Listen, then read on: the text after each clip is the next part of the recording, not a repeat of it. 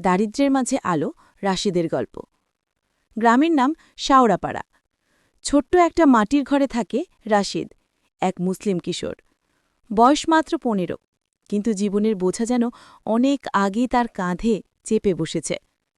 তার বাবা আব্দুল করিম ছিলেন এক গরিব দিনমজুর। প্রতিদিন ভোরে নামাজ পড়ে কাজের সন্ধানে বেরিয়ে যেতেন। মা সেলিনা বেগম অন্যের বাড়িতে কাজ করতেন।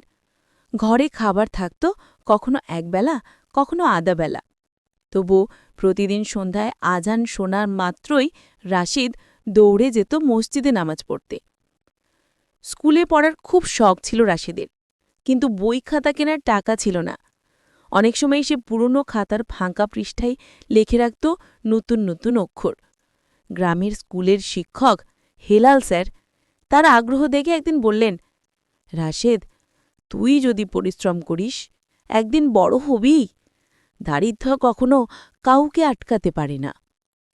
সেই কথা যেন রাশেদের হৃদয়ে গেঁথে গেল। রাতের পর রাত সে ঘরের এক কোণায় কেরোসিনের ক্ষীণ আলোয় বসে পড়াশোনা করত।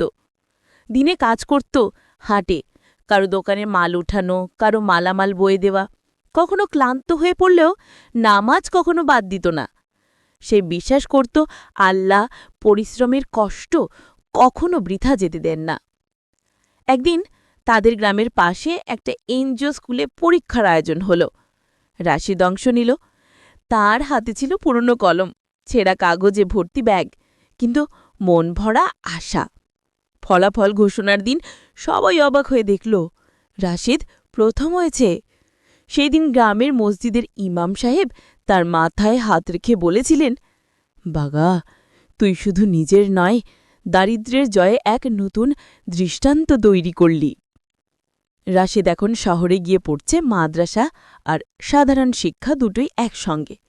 মাঝে মাঝে চিঠি লেখে মাকে, মা, এখনও আমি তোমার দুয়ার ভিক্ষুক।